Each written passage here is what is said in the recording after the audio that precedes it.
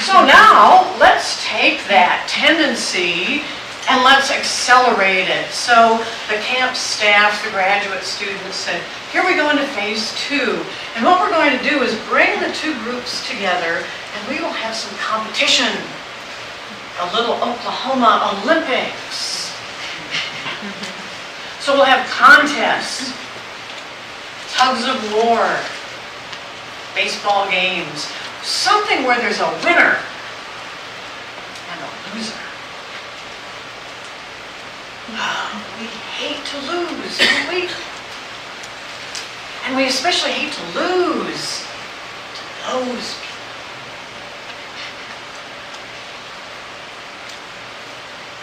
They brought them together to eat in the mess hall, and so all of the trophies and the prizes from the various contests could be displayed so that people could point to those and say, well, we were the best at baseball, well, we won the tug of war, and accelerate the process of division between these two groups of identical young boys.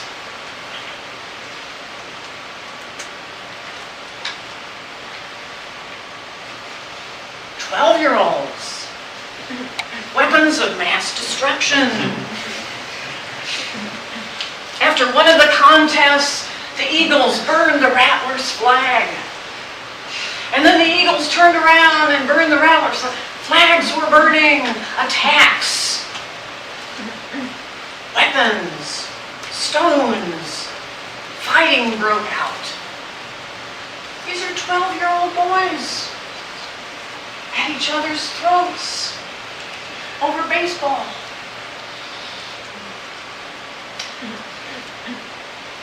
The staff was very busy.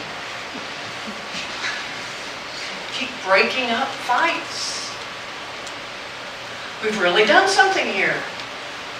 We have allowed 12-year-olds to create an identity and aggression against another group of boys who are essentially identical. And we've done it in a very short period of time. So now it's up to the staff to try to overcome this aggression. And in the first attempt it was, well, let's have fun together. Let's not have those aggressive competitions. Let's all do something together for fun. Let's watch a movie. Let's find some kind of activity where we can all have fun together. It's sort of like a little team building exercise. Have you ever done any of those? Where they call you out into the woods and they're going to say, well, we're going to create a team here by doing something together for fun. We're going to have fun together. Wouldn't that be a good idea? How were those things? Did they work out for you? It didn't work here. In fact, things got worse. So I think what we'll do right here is we'll leave these children having a big food fight in the cafeteria. And the staff is at its wit's end, not knowing what is going to happen next. How can we bring these two groups together? Or perhaps there is no way. There is no way to bring peace. That could be one of the results of this experiment. So let's have a word with the cognitive scientists. That this is a phenomenon that we see in a lot of settings. In just a short period of time, a group identity was formed. Now, of course, we see that in religion. We expect this kind of thing in religion. It's a serious matter for those who are religious. Us, we, and those people. We expect it in politics. Oh, yes. Politics is serious as well. We want the power. We also see it in development teams. One of the things I do for organizations is a retrospective. And I'll come in at the end of a project and I will hear some of the things that have happened. And you know, some of the most severe difficulties have been caused by t-shirts. One part of the team got a t-shirt and the other part did not. Somehow the manager neglected those people who were in Victoria. He forgot. Oh, well, yes, of course, those people in Victoria. Oh, yes. I should have gotten t-shirts for them as well. But you know, out of sight, out of mind. It's so easy to forget we're distributed these days. It's easy to overlook a little piece of the team. Well, are they part of the team? And in many cases, what we see is the t-shirt is a symptom of the way that distributed team has felt, has been treated all along. It's not just the t-shirt. It's the way they have felt about their connection to the rest of the team. So yes, we see that. It's easy for us to fall into this, we have an identity, and those people,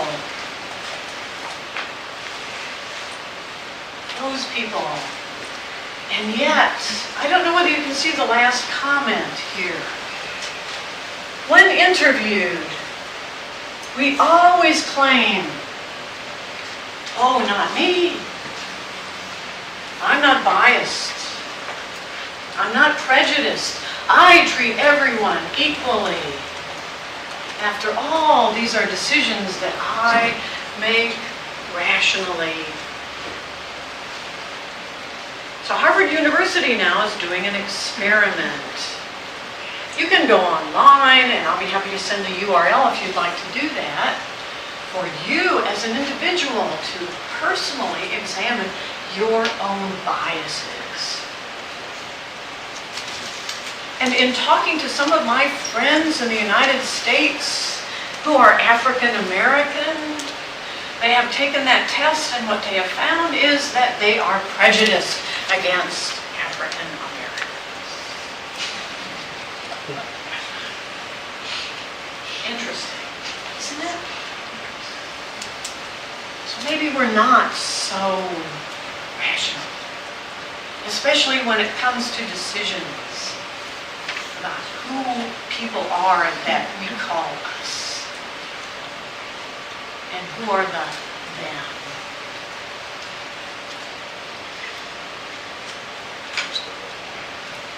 So the evolutionary biologists and psychologists tell us that this is a hardwired tendency that we have always had, and so that means it must have had survival benefits to label or categorize things in the environment.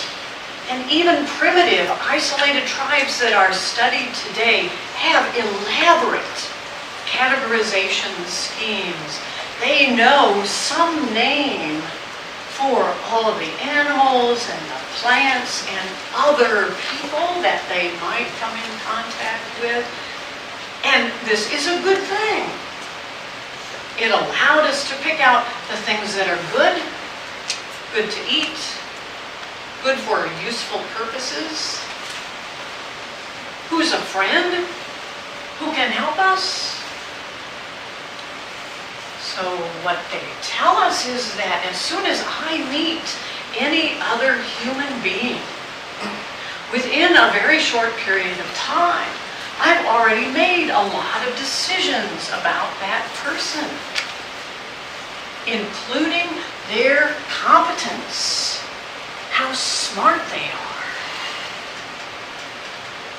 Even though I have no rational basis for that estimation, I have already made up my mind. Who's competent? Who isn't? Who's nice? Who isn't? Who is someone I might have for a friend, and who is someone I probably would not want to have for a friend? I do that in a very short slice of time. Because at one point, it kept me alive. It was a decision that I had to make immediately. This is good, this is bad. It meant the difference between surviving to reproduce or not, which is what we mean by survival benefit. It keeps us very busy.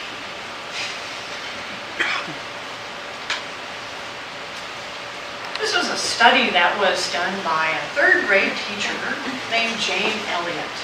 And I know you have too many URLs, but this is a fascinating study. When Martin Luther King was assassinated, she said, I want somehow to teach my white children what it must be like to live in the United States as a black person. How can I do that? So she concocted a brilliant scheme. She came into her classroom the next day and she said, I just read something interesting. I just read that blue-eyed children are smarter, work harder, are better, nicer than brown-eyed children. I was very surprised to hear that, but I think that I'm going to run my classroom now based on this information. So here's what I'm going to do. First of all, we'll separate the blue-eyed children from the brown. After all, we know the brown-eyed children. Now, it's not their fault. But they're just not as smart. They're not as good as the blue-eyed children. So we'll put them over to the side. We'll give them something to do, maybe some coloring. And I will spend most of my time with the blue-eyed children. Now, at recess, I don't want the blue-eyed children to play with the brown-eyed children. Oh no! In fact, maybe the brown-eyed children should just stay inside. We'll send the blue-eyed children out to play. And just so we don't forget, well, I've made these little collars. And we'll put a collar on each brown-eyed child. So this is about what happened to those children. And when they came back as adults, years later, and when the brown-eyed children said, I still remember when she put that collar around my neck, and I knew.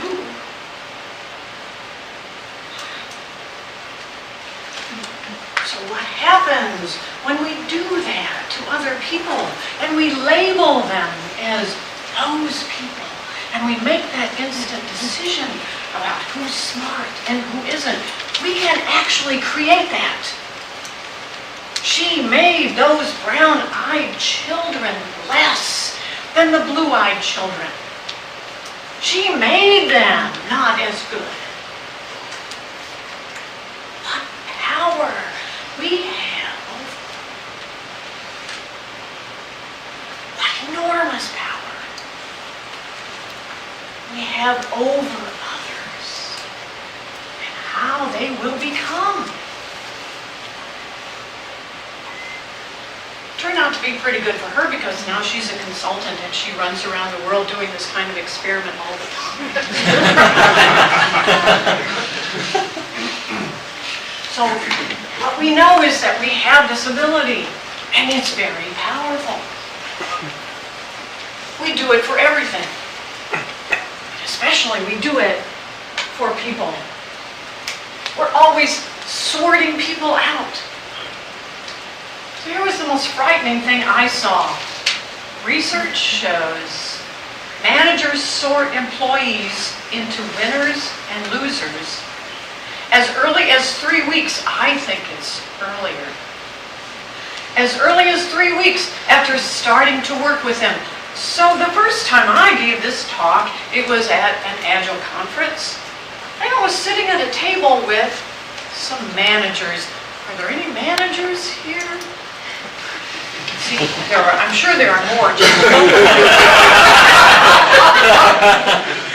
You're the only one brave enough to raise your hand. I think employees do the same thing for managers. Oh, we all do it. We all do it. We all do it for everybody. So I asked my table of managers, I said, surely not. Is this true? Is this true? And they, not a typical group, of course, from the US, they laughed. And they said, well, yes, but we are always right.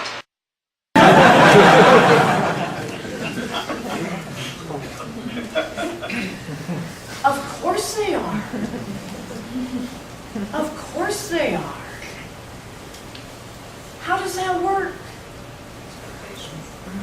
I have already made up my mind that you're a high performer and you're not. Sorry, Steve.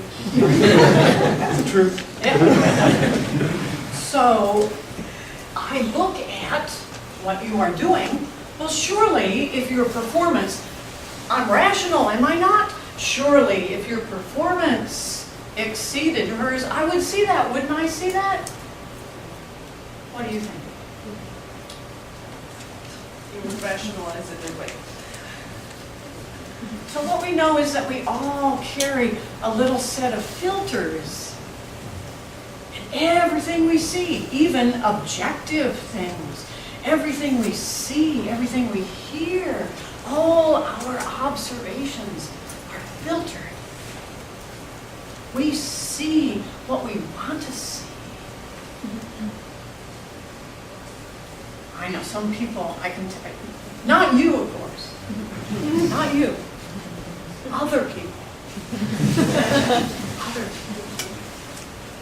So I just thought, I feel the need to tell you about an experiment, because I see a row of skeptics on the back there. Or maybe you're just really hot. I mean, I don't know what the temperature is.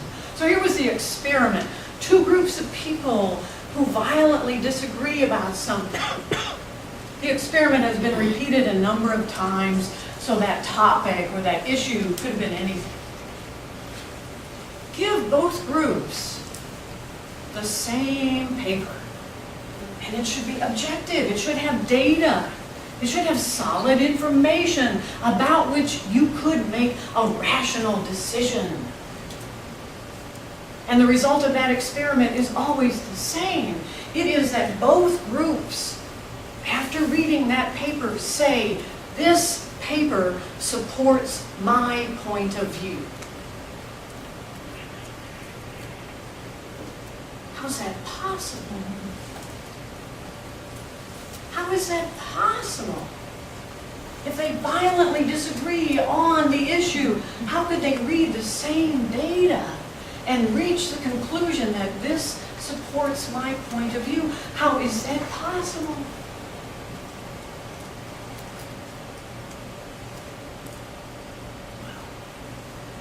It's because we see what we want to see. And if I don't believe that Steve is a performer, I'm sorry, I shouldn't have started with you, Steve. I just don't believe Steve really has it. You know, and he's a nice guy. But he's not going to fit in our organization. I've already decided that. I decided it pretty early. So there is no way you can convince me otherwise. I will read or see or hear everything and alter it to support the decision I have already made. I think that's frightening.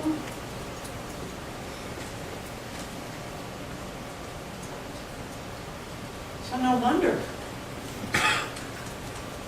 I've seen this on the development side as well.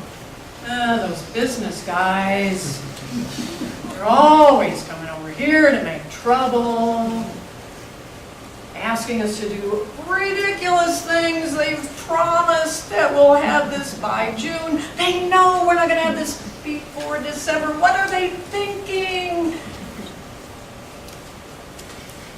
So we all do it.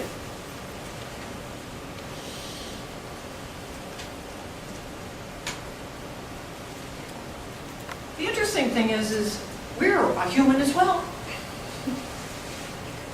And we know we make mistakes. At least I have made a lot of mistakes. And when that happens, we look at our own performance and we say, oh, I was jet lagged, or I didn't have, my child is sick, or I didn't.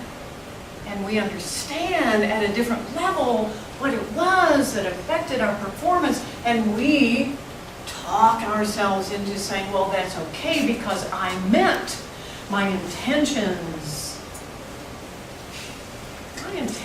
were good. Whereas when we see what others do, we judge them immediately and quickly without regard to intention. We're very quick to label other people, they're bad, or I just didn't have enough sleep. So we're including ourselves in that mix, and we tend to tip the scales so it favors us. So this is clearly a bad thing.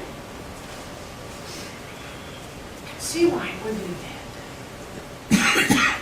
We know that people are a lot more complicated than just a simple observation. It takes a while to understand the capabilities of any one individual. That's why I'm glad I've never been a manager. I think that would be a very difficult task. How can I decide who's really good, who's really contributing? It's difficult. And then there are times, just like my African American friend, we know there is a cultural stereotype. And if we fall within the purview of that stereotype, we will take it on. We will apply it to ourselves. So here's something I care a lot about.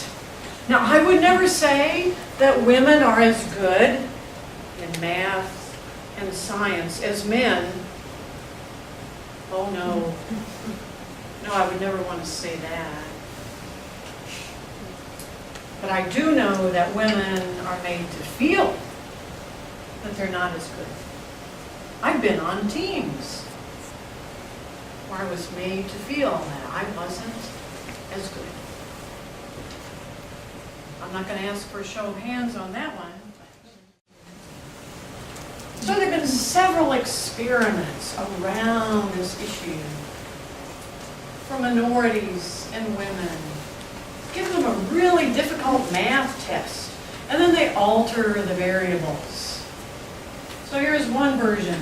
When reminded, so at the top of the exam, there will be a little box that says male, female, and you check that. And when women are asked just to do that, just to check a little tick, their performance goes down. So when they take that box away, they do as well as men. And that's in the base, at the end, when women are asked, did you notice that little box? And most don't.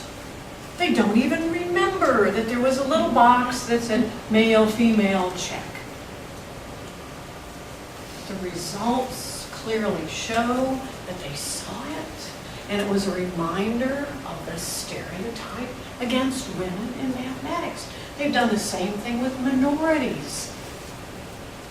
However, an interesting version of this experiment is when they ask for ethnic background and gender, and they are Asian.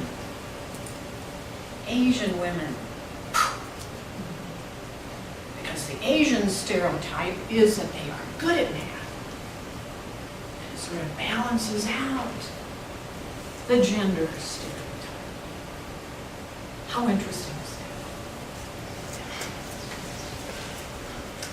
that? I just saw this research.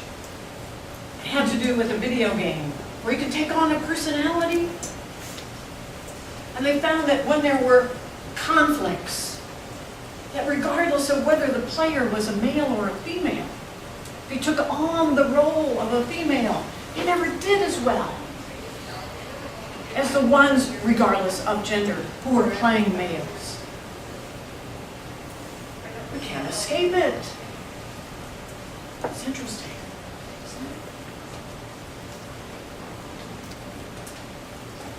And remember, all the data in the world, all the studies in the world, all the research in the world, we will explain it away. It's what you said. We rationalize it. We can't give a reason for the way we feel or our beliefs. So this is a very famous experiment that was done by Solomon Asch over 40 years ago. He put people around a little table like this. Only one person around the table was a real subject. The others were actors. And he gave them a stack of cards which looked essentially like this. They were cards that had a line on the left and then a collection of 3 lines on the right. And the question was, is there any line on the right-hand side that is the same length as the line on the left? Pretty straightforward, wouldn't you think? So we go around the table. If I'm the real subject, there are 2 people here, another person there, 2 people on this side, and this person goes first. And we play a couple of rounds because there's a big stack of cards. We play a couple of rounds where the answers are what you would expect. So the person here to the left of the subject will say, oh, it looks like A. Looks like A is the line on the right that's the same as the line on the left. And the next person says, yes, it looks like it's A. Yes, it's A. And now when it comes around to the real subject at the end, I can say, well, of course, it's A. This is so easy. And then we get into the deck. And all of a sudden up comes a set of lines. The person on the left now gives an answer that should clearly be wrong. Perhaps in this case, it might be B. Imagine what the subject is thinking. B? That guy must be crazy. It couldn't possibly be B. But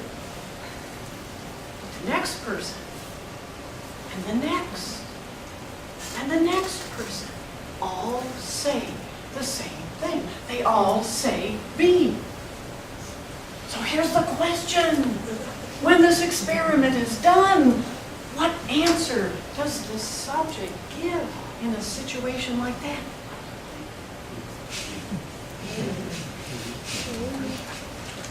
Yes, B.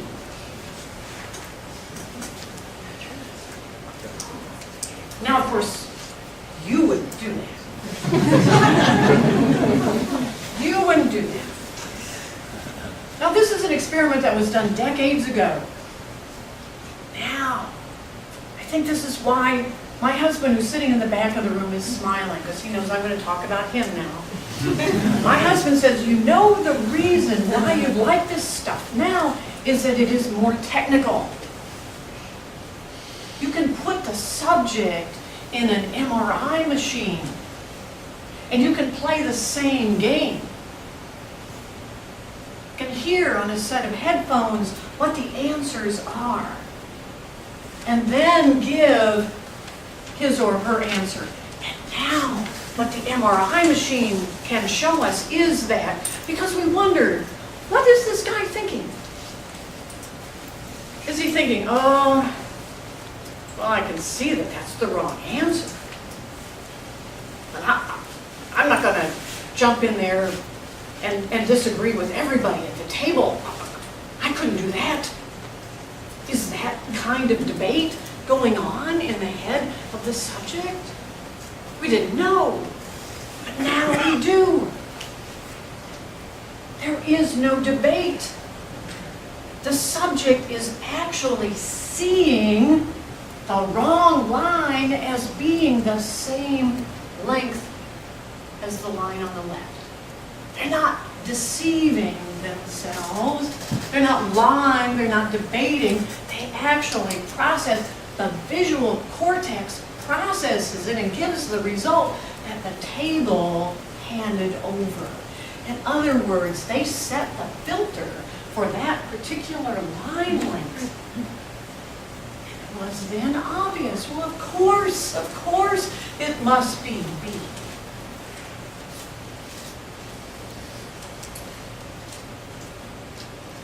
Other people determine what you think. You decide to do. When it comes to something as simple as the length of a line, if they can do that, what can they do when it comes to your decision about interacting with another human being and all the complexity involved in that? That you are vulnerable to the impact of everyone else around you. You don't see, you don't hear, you don't process, except in a context.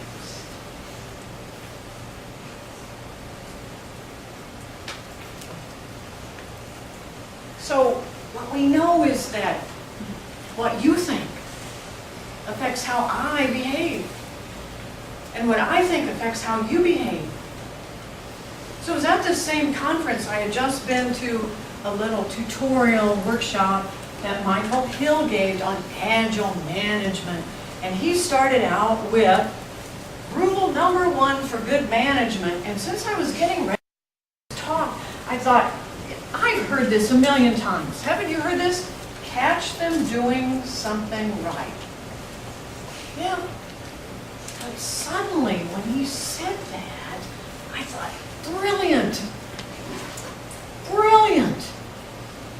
If a manager goes out to interact with a team and has in his or her mind, my job here is to support the members of my team and to encourage them and help them and catch them doing something right, what will that do for the people on his or her team?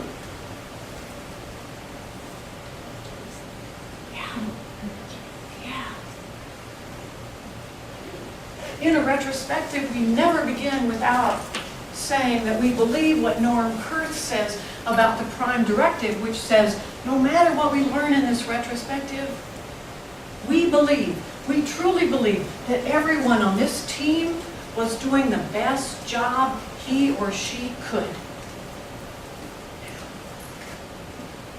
When I heard that, the first time I said, Norm, everyone was doing the best job he or she could.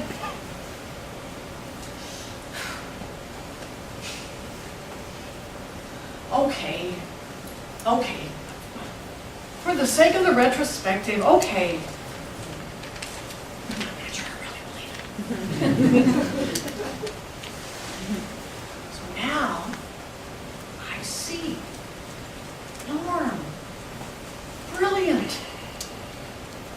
A team that has a retrospective after each iteration and reminds themselves that no matter what we learn, everyone on the team was doing the best job he or she could. After a while, your brain observes that, and it's really pretty easy to fool your brain. You'd be surprised. Your brain says, oh, I must really think this. I must truly believe that everyone is doing the best job he or she could. And then, by golly, I I create that behavior in my team. Wow. Brilliant, Norm.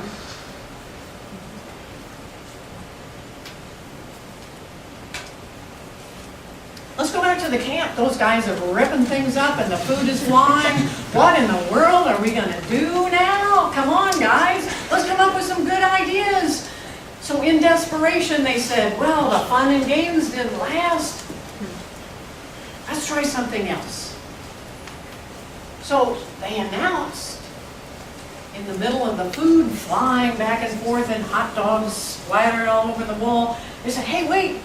Our water supply has been cut off, and we don't know where the problem is. It's going to take every single one of us. We're going to have to go and start looking along the pipeline. Well, the pipeline is a mile long. It's too much for either the rattlers or the eagles. It will take all of us. We're going to have to inspect every inch of that pipe, looking for a problem. We don't even know what the problem is, but we've got to find it. Otherwise, we'll have to go home. We don't have any water. So the rattlers and the eagles, they all got out and started wandering along the pipeline, and they discovered, a clogged valve at the tank. And when they did, they said, we found it. We found it. Not the rattlers found it. Not the eagles found it. We found it. So the graduate student said, what went on here? What was this about? That wasn't about the movies and the having fun together. What was in here that somehow made them say, and the language is important here, we. So they tried a couple of other experiments. A tree has just fallen. It's really big, and we'll never get it moved off the tent unless we all pull. We'll get a rope around the tree, and we will all move the tree. If we don't all help, it just won't happen. A truck bringing supplies got stuck in the mud. You know, if we all get out there, we could all move this truck out of the mud. So by the last night, there was no aggression. They all said together, you know, we don't have enough money to buy a movie. We'll all chip in. We together will have a movie for the last night. We can do that. We'll all go home on the same bus. We came out on 2 different buses, but let's all go home together. We'll sing the Rattler songs. We'll sing the Eagle songs. And since the Rattlers had made the most money in prizes, they said, we will buy milkshakes for everybody.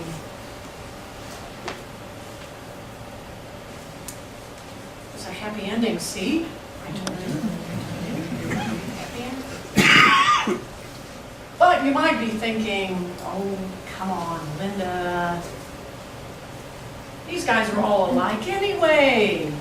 They were all white. They were all 12 years old. They were all Protestant. They were all lower middle class. I'll bet this would work if you had some real serious differences. What do you think?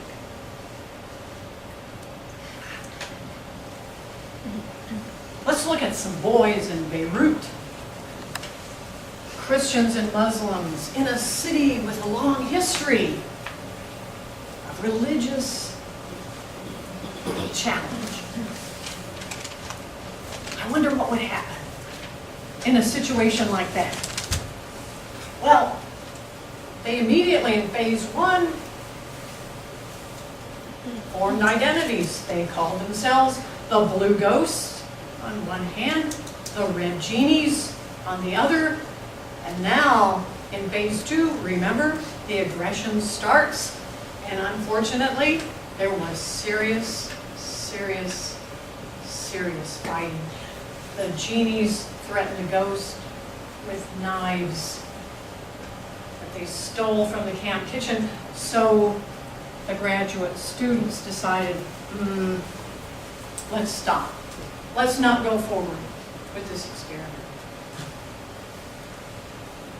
So you're making the same mistake I did. You're saying, okay, Linda, look at this. Sure, when they're all white Protestant, lower middle class, you can have a little tug of war, or you can have a hole in the pipe, and sure, they'll all start singing and dancing. But you can't do that here. This is serious, and it's been going on forever. So that's what I thought when I read about this experiment. And then I got down to the fine print, and I thought, uh-oh. They didn't divide the groups up by religion. It wasn't that at all. Remember, the psychologists, they always do a good job of balancing. So there were 5 Muslims and 4 Christians in each group. And look at this. The genies who broke into the camp kitchen and stole the knives were Christians. And so was the ghost that they attacked. That surprised me. Because these boys were seriously educated. They came from religious schools, taught from their early days how important religion is. What happens to us in a little group, in a camp, or any place else is that there is something in us. We know we're hardwired to stereotype and label others, but we've got another interesting hardwired tendency, which is we like collaborating in small groups. And we like that so much that it will overcome a lot of barriers, including religion. Is that a hopeful thing? Yes, I think so. I think so. This is done with politics. Severely divisive politics. And the 2 groups, again, were balanced. And again, the same effect. That the allegiance now is to the small group, not to the political affiliation. Yes. So this feeling, this hardwired tendency, this place where we like to be is stronger than the pull of culture or religion or politics. We like to work in small collaborative teams. We really, really like it.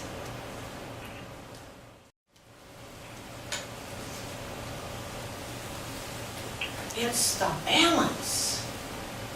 Yes, hardwired to stereotype. Yes, and there's absolutely nothing we can do about it. That had evolutionary advantage at one time. We are stuck with it. We're going to categorize. We're going to label. We're going to make judgments about people. But now there's a way to address that. And it's that we like this collaborative, and we'll see what the pieces of it are. We like this collaborative arrangement, and that is so much stronger than any labeling or any stereotyping or any prejudice that we have. It's as though we have those 2 forces within us that are at war all the time. But the one that will win, hands down, is the one that leads us to collaborate.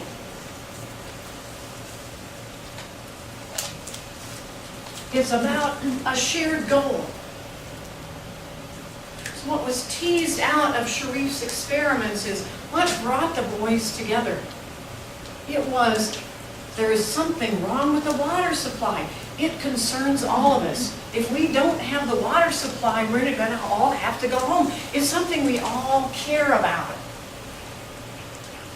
We all have to be in it. It can't just be a group at the development level, the whole organization has to have that sense of, we all care about this thing, this goal. It drives us all. And I wonder if we could peel it all back. Is that really what we mean by an agile organization? And at every level, we all have that commitment, we all have that caring, we all have that I have signed up for and I believe the placebo effect. Is that what drives us? You know, even animals do this. Steve mentioned the bonobo and the chimpanzee talk. I love animals. And we can learn so much. Because if the animals do it, we know that it was only 6 to 10 million years. What's that? 6 to 10 million years? We were all cousins or what? So what we know in these are little capuchin monkeys is that they will collaborate. They both have to pull to get the food. But now notice one of them down here, this guy really could keep all the food. But in every case, let's share with the guy on the other side of this mesh panel, because without his help, he wouldn't have been able to get any food. It was an interesting experiment to see, will monkeys cooperate? Will they share? Do they have a sense of fairness? You helped me with this, we were both in this together. So now, this capuchin doesn't go over to the wire mesh and say, here, have a banana. You know, that would be the sex thing, we know. No, but he'll go right next to the mesh and he will allow big chunks of fruit to fall through, which he never normally does. Oh, oops. Oops, I dropped that apple. Well, okay. So they do it. So what we know about agile teams is that this sense of collaboration, that we want to be together on a small group somehow. How big should that be? No more than 10? A small group of about 10 people, and that we can see it in the practices. The daily stand-up. What did you do yesterday? What held you up? What are you going to do today? And by going around the circle, what we are saying is we're still all committed to this thing we care about, the goal, and to remind each other and to support each other.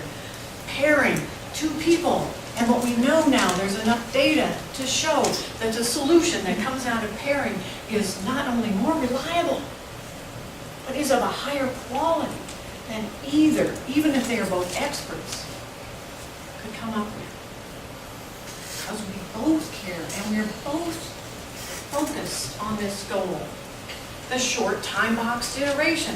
We know we have to deliver this by the end of June or whatever you do. We know we are committed.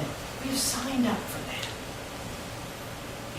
Oh, retrospective. Of course, we're all here to learn from what you saw and from what you saw. Practices in agile development reinforce what that connection is. Reinforce this hardwired push that we have toward collaboration. Now, this is where I think we get confused. Somehow we think that collaboration has something to do with whether I like you or not. And that is different. Liking someone is different from respect. Respect is what we want.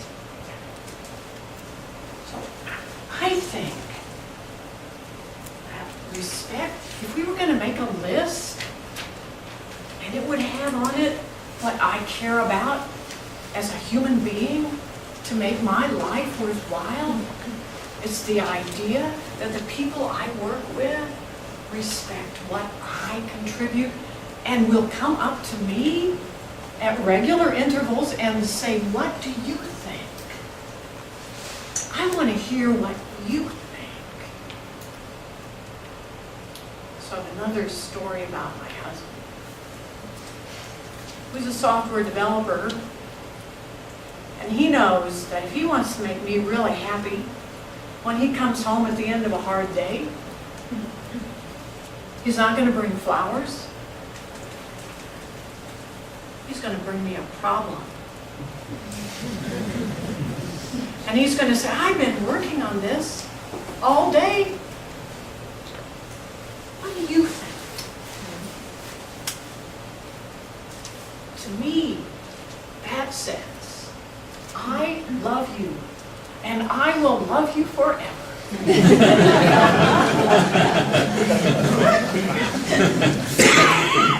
I have this really hard problem, but I want to know what you think. I think that we all want that. And we want that from the people that we work with and the people that we care about. We want them to respect what we have to say.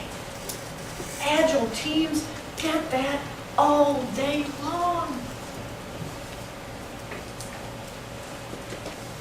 We like being trusted and respected.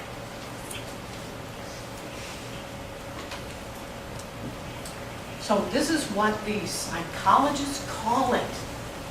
Social interdependence. And it is clarified by this common goal. It's the common goal at the top of the list. And that whatever I do impacts what happens to you. We're all tied together. Each person's outcomes are affected by the actions of others. Individuals can reach their goals only if everyone contributes. Individuals seek outcomes that are beneficial to all those. We're all in this together. There's a wonderful program on Canadian public television. It's called Red Green. Do you ever watch the Red Green show? Yeah. So Red Green has his moments for middle-aged men. And at the end, he always says, remember, I'm pulling for you. We're all in this together. That's what this is about. We're all in this together. So the psychologists have measured this, and they have said that when you have this magic collection of things working together, what you get is improvement, and they have measured it when we can't. They have measured it, improvement not only in the individual level of performance, but in the group as a whole. That every relationship is more positive, psychological health increases. It's probably why Agile teams are better. We have this social interdependence, and we therefore get these benefits. This is not just placebo. This has been better.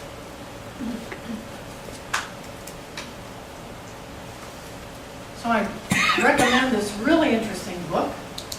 I know probably most of it not thinking too much about World War I, but it had some interesting elements that we will never have again.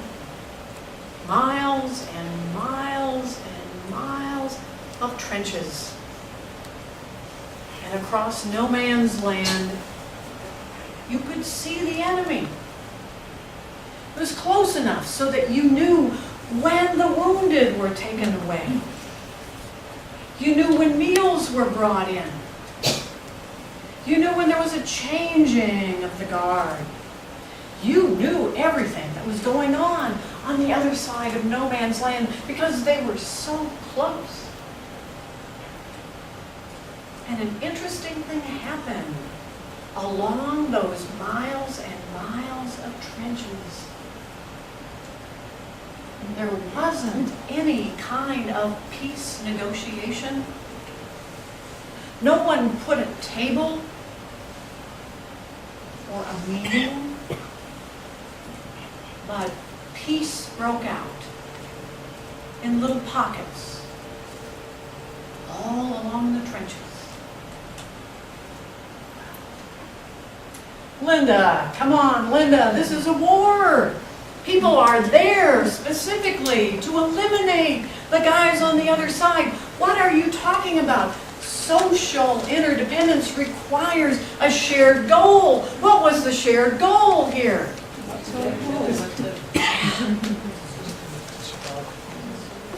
I just want to go home. Wasn't my idea. Nobody asked me.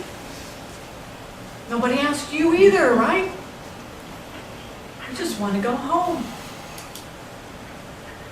Well, we can't go home. But maybe we could not fire on each other when we know that things are happening, and we don't even have to say when that's going to be. It will just happen. Amazing stories. If you don't have time to read the book, I recommend the movie. It's about a football game that happened on Christmas Eve in 1914. So I have to close with a little story about animals, because I think that I'm about ready to wrap this up and give you a nice package to take home. So what we know about the rhesus monkeys is that they are very nasty animals. They're aggressive. They settle disputes by essentially taking a big chunk out of their opponents. Stump-tailed macaques, on the other hand, are very tolerant, easygoing species. So the question for these researchers was, can one group, which has a different culture, in a sense, from another group, could one teach the other something about how to live? So they took very young rhesus, put them together in a cage with very young stump-tails. Now, the stump-tails don't have sex with the bananas. What they do is groom. So when things start to get tense, they begin grooming each other. Now, the stump-tails have no tails, hence the name stump-tails. Like the rhesus. The rhesus have long, fluffy, soft tails. And the stump-tails just love those tails. So when the rhesus would start to get a little antsy and they start fighting, the stump-tails would just come up and start grooming. And the rhesus would say, I guess if monkeys can say, they say, ooh, that's kind of nice. Grooming my tail.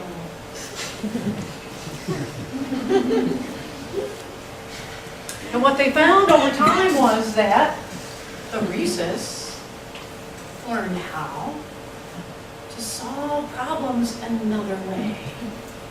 They developed peacemaking skills. Instead of being aggressive, they began to start grooming, especially those long, soft tails.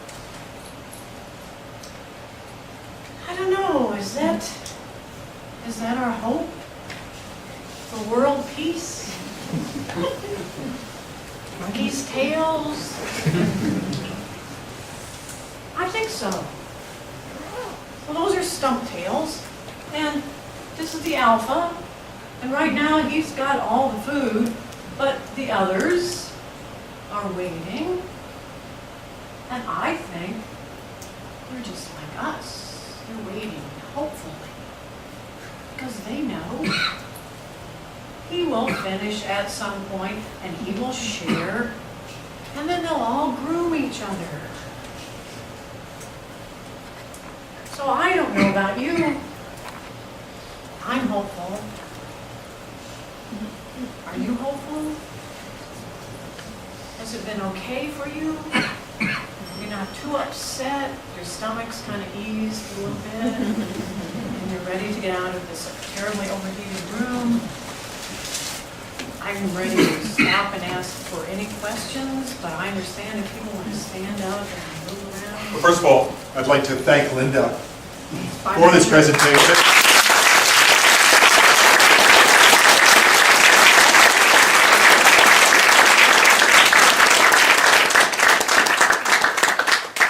And we'll take questions. We also have, Eugene, what was the deal with the raffle? So I'm going to give out tickets here. Well, we have six books to give away. Linda's books. Linda is here. Books are great. My wife, for example, read this book whole night yesterday and the day before. So. Okay, I'm just going to pass out the raffle tickets. Guys, take one, and we'll just raffle them off as a door prize. So, because I can't see our colleagues over in Victoria, I'll extend the first question to them. Guys, do you have a question for Linda?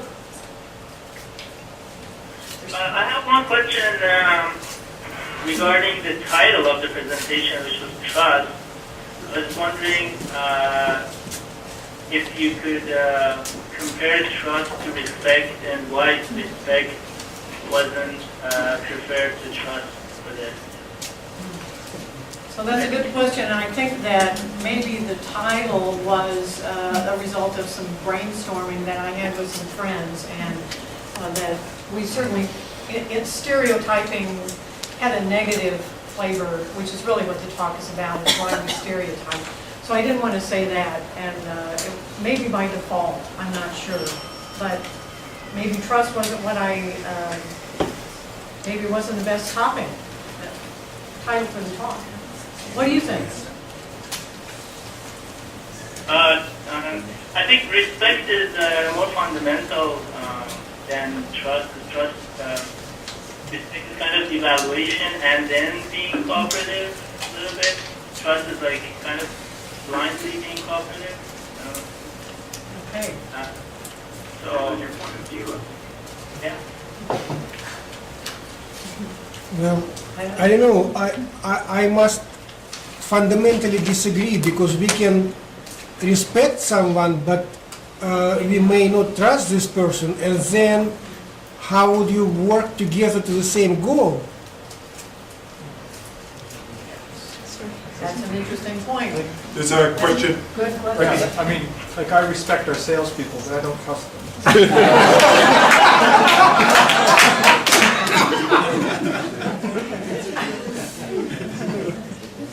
Maybe this is the topic of another talk. Well, actually, just to interject very quickly here, there's a book that I read by Francis Fukuyama, who is a sociologist. He wrote a book on trust and explored trust in different cultures, comparing trust in Eastern, Western cultures and differences. Like, for example, why did industrialization rise in England, Japan, in Korea, but took a longer time to rise in China? And some of it is tied to religion, because the Quakers were involved in that. Yes. So there was all these different trust relationships. But the one thing that was very interesting, a quote that always resonates in my mind, is Francis Fukuyama. I'm going to have to paraphrase him. He says, "Without trust, all agreements have to be rigorously litigated and enforced." That there was a huge economic inefficiency when there was no trust in society. If I trust you, I can say, "Will you do this for me?" You'll say, "Yeah." If I don't trust you, we have to have all these processes in place that we have to adhere to basically measure and litigate and enforce that agreement between us. 20-page contract. And certainly Stephen Covey talks about the idea of trust account. And now there's a new book by his son, who's also Stephen Covey. And he talks about measuring. So he's got metrics for trust. I would like to add about this topic. Recent Paralympics. People go 60 kilometers visually impaired with guide. Should be trust. When a person goes 60 kilometers per hour downhill, trust. And when there is trust, respect will come. That's it. I think that's it. Given the recent Paralympics, if you're going down the hill blind, you've got to have trust. There's a question here, and then I'll go over here. Yeah, Linda, I'm wondering, you talked a little bit about the how we like to collaborate in small teams, and this is great for little Agile projects of up to 10 people, which is kind of, what people say. And we're going to drop off. Thanks so much, Linda and Steve, for the presentation. Okay, thank you guys. Have a good evening. So my question is, what does this say about the ability to scale Agile to much larger projects where you have to have multiple teams, and then you inevitably get a we they? Oh, I have always, in fact, most of my professional career has been on very large projects. Not the large that you see written up in a lot of experience reports, large, but enormous, large. So, you know, what is large? That, we didn't even do a good job of defining that. And to my mind, I think there are a lot of elements of Agile that don't scale, or that we don't understand enough about what Agile really is.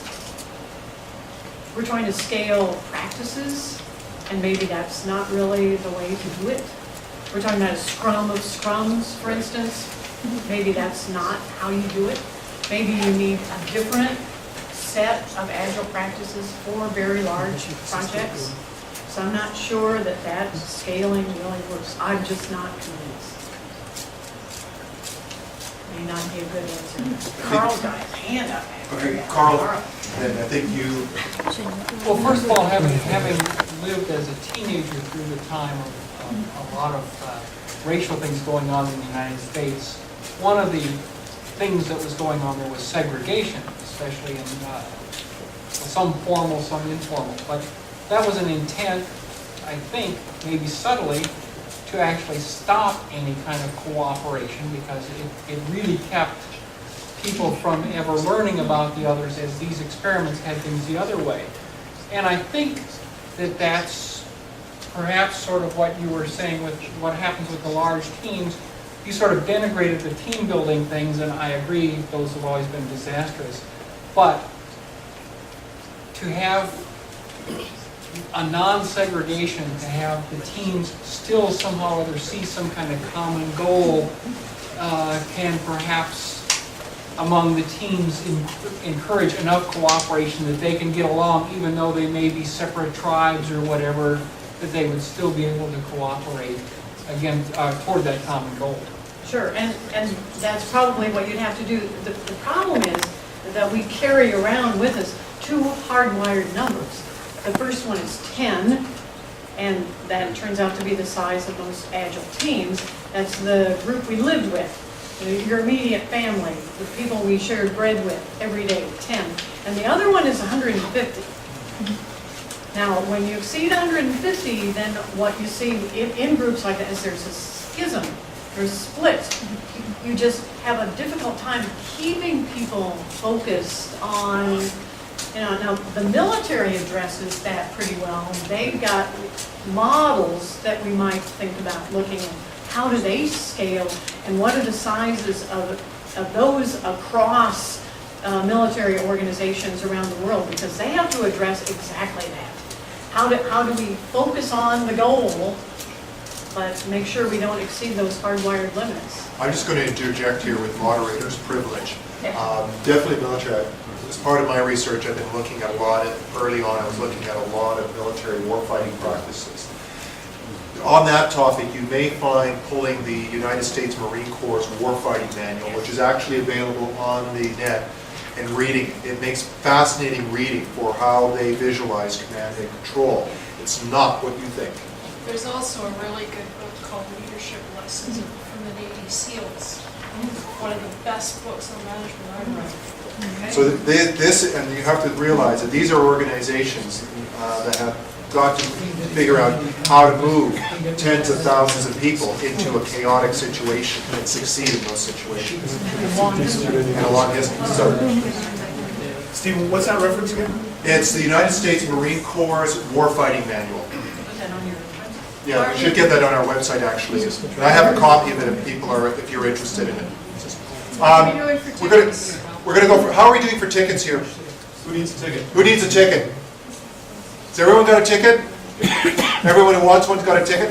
Okay, we'll take two more questions, and then we'll wrap it up, because it's probably getting warm. So you've been very patiently having your hand up. Sure. So it's just a quick question about the game with the avatar, and how if you took on, so my question is, was it because the person took on the role of the avatar, and in this case it was the feminine, and there's the stereotype, or was it the developers of the game who took on the stereotype that the female character in the game should be, you know what I mean, less than? No, I don't think so, because, you know, these were balanced experiments. Okay. And so the behavior of a person whether male or female, changed when they took on the persona of the female.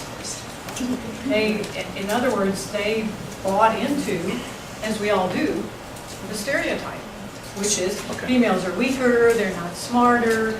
There are so many experiments where they have problem-solving contests and puzzles, and the female association with that in any way always leads to poor performance. Okay, so the avatars, male and female, were created by the develop, like the tool itself was already equivalent? Yes. Okay. That's right. Okay. Yeah. Okay, Ram, and then you have, I think you had a question as well, so, I got two questions, so I can just ask one. yeah.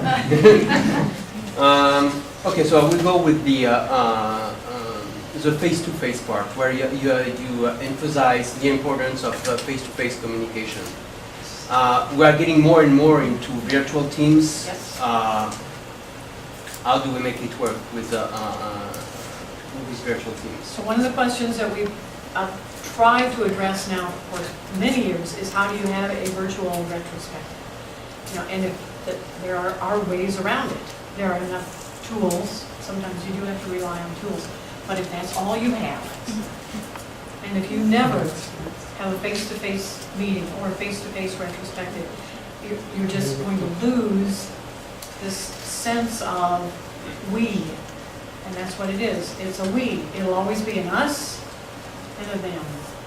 So a lot of companies do that by bringing one team over or having somebody from one site go to another site. I mean, there are ways around it, but that has to be there. There's no way of not having it. It's especially true at the beginning, I think. Very It's better to be earlier, yeah. Boeing actually is a thing, Boeing is famous for that when they launch a new project, they bring everyone together. That's everyone, that's like So 15, 20,000 people on the project. So another large company I work with is Western Geco, and they do a lot of, in fact, they have always done distributed development, and that's exactly what they do. Everyone is at the planning meeting, and at a certain number of retrospectives. That's the cost of doing business. And sorry, I'm going to use, one more question. I just use moderator's privilege one more time. Just to, this is an example of a project I was working on, an international project. German team, Italian team, Spanish team, who were all at each other's throats. When we actually started bringing people together, they could put a face to their colleagues. It's amazing what started to happen. If you go back to the Solomon Ash example that you had, we might call that groupthink. And isn't it true that the Agile group is at risk, major risk of having groupthink and coming up with reifying the wrong answers?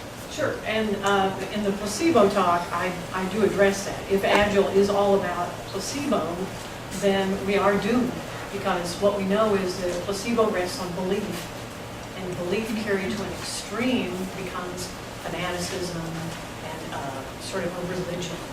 You know, would you think that software teams could develop a religious flavor? Okay. But yeah, and that's the danger. So the response is that we deliver in short time-boxed intervals. And at the end, we deliver. And there has to be a real product there. It has to be a visible, usable increment that the stakeholders can see and touch and use and say, hey, that looks good, or I'm not so happy about that. And that's the way it happens. It's a continuing set of small experiments. And that's what saves us. Okay, it's really definitely very warm in this room. So those of you who, Linda, I imagine you'll stay with us a bit longer? Yes, absolutely. So those of you who have more questions, otherwise, first of all, we're going to draw. We have 6 books. Linda, would you draw a ticket?